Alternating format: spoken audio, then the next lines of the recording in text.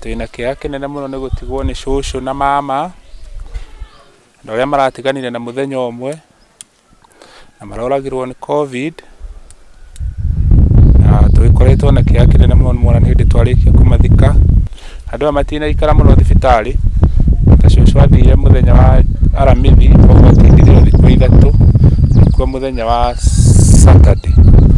Ũyũ nake Mwajama nake arwarire mũthenya ũmwe na ndararire na ndarĩ na ngarama na no watwarĩte cũcũ thibitarĩ,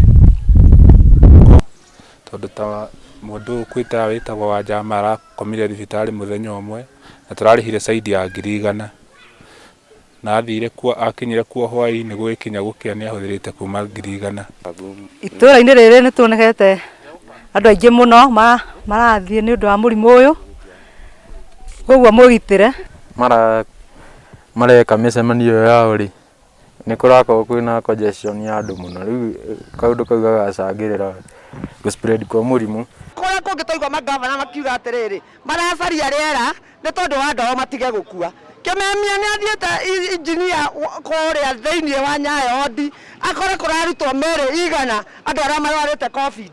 Okorwo nĩ chanjo ta ĩyo ciakĩrehwo, okorwo nĩ chanjo for a few. Nĩ tũkwenda Auditor General na wa thirikari o Kenya Ndaro amemũrĩke na tũrorerwo mbeca iria ciaheanirwo cia COVID kana nĩ irarutithio wĩra ũrĩa wagĩrĩire kana nĩcio iratinda ikĩheanwo gũkũ nĩ gavana. Na thibitarĩ tũkuhĩrĩirie mũno nĩ haha Nyayo Ward, ndĩrĩ gĩtanda ona kĩmwe. Kĩmemia arenda andũ a Nyandarua mathire biũ.